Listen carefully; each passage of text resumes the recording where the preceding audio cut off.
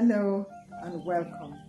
It's so nice to have you here again. Over the last few days, I have been discussing on the theme turning your trauma into profit. And by profit, I mean the advantages, benefits, or the value that you could take from the traumatic experience. In my previous video, the discussion was around childhood sexual abuse. And I want to continue to mention more points on that topic. So this is like a part 2. One of the things that do tend to happen to adults who have been through childhood sexual abuse is that they tend to blame themselves for what happened in the past, even if you were coerced, which does happen. Never blame yourself. You were coerced and you had to consent because the perpetrator was more powerful than you are. Never blame yourself. I want you to affirm yourself. That is how you can turn it around. Many times I did this when I went through my own traumatic experience, events, and the journey.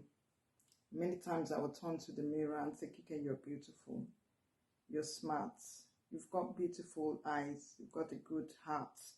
I say positive things to myself, and that actually helped me to gain my confidence, and you can do the same. Another thing that does tend to happen is when you start sharing your story, because it will happen, when you've healed and you've recovered, you want to be a blessing to other people. You could look to someone and share your story, and by that you're empowering the other person. Another thing that tends to happen as well is the fact that you become more self-aware and you'll be out to protect others, especially other children around you. Maybe your own children. You've got uncles and maybe friends, children of your friends come to sleep around. You know how to put things right so that they don't become victims of childhood abuse.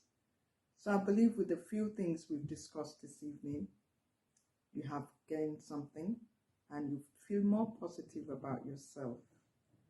The scripture that I love says, I'm fearfully and wonderfully made, and so are you. Thank you very much. My name is Kike. See you in my next video.